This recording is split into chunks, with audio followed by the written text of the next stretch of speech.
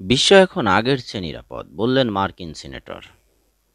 যুক্তরাষ্ট্রের রিপাবলিকান দলের সিনেটর রিক স্কট ইরানের প্রেসিডেন্ট ইব্রাহিম রাইসিকে নিয়ে হেলিকপ্টার বিধ্বস্তের ঘটনার পর সামাজিক যোগাযোগ মাধ্যম এক্সে একটি পোস্ট দিয়েছেন।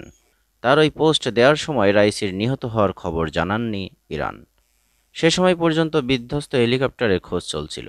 ওই পোস্টে রিপাবলিকান সিনেটর রিক বলেন, রাইসি যদি মারা গিয়ে থাকেন তবে বলতে হয় বিশ্ব এখন আগের চেয়ে নিরাপদ এবং ভালো জায়গা হয়ে উঠেছে।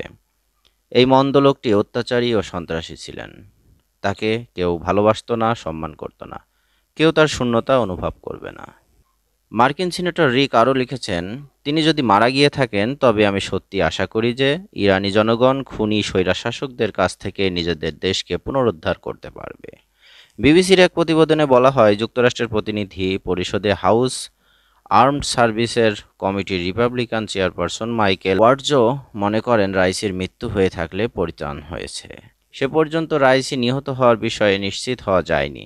সামাজিক যোগাযোগ মাধ্যমে এক্সে দেওয়া এই পোস্টে তিনি লিখেছেন, প্রেসিডেন্ট হিসাবে দায়িত্ব পালনের সময় এবং আগে রাইসিকে মারাত্মকভাবে মানবাধিকার লঙ্ঘন করতে দেখা গেছে।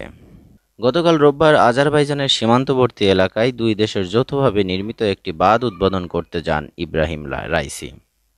সেখানে আজারবাইজানের প্রেসিডেন্ট ইলহাম অলিভও ছিলেন। সেখান থেকে 3টি হেলিকপ্টার বহর নিয়ে ইরানের পূর্ব আজারবাইজান প্রদেশের রাজধানী তাবরিজে ফিরছিলেন ইব্রাহিম রাইসি ও তার সঙ্গে থাকা অন্যান্য কর্মকর্তারা। পথে পূর্ব আজারবাইজানের জোলফা এলাকার কাছে দুর্গম পাহাড়ে প্রেসিডেন্টকে বহনকারী হেলিকপ্টারটি বিধ্বস্ত হয়।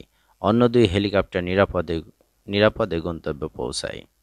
পাহাড়ি এলাকায় বৈরী আবহাওয়ায় উদ্ধার অভিযান চালানোর পরে আজ সকালে ইরানের রেসকিউ দল বিধ্বস্ত হেলিকপ্টারটি খুঁজে পায়। নাম প্রকাশ না করার শর্তে ইরানের দায়িত্বশীল এক কর্মকর্তা জানান, প্রেসিডেন্ট ইব্রাহিম রাইসি, পররাষ্ট্রমন্ত্রী হোসেন আমির আবদুল্লাহিয়ান সহ বিধ্বস্ত হেলিকপ্টারের সব আরোহী নিহত হয়েছেন। এই নিহতের খবরে মুসলিম বিশ্বে শোকের ছায়া নেমে এসেছে।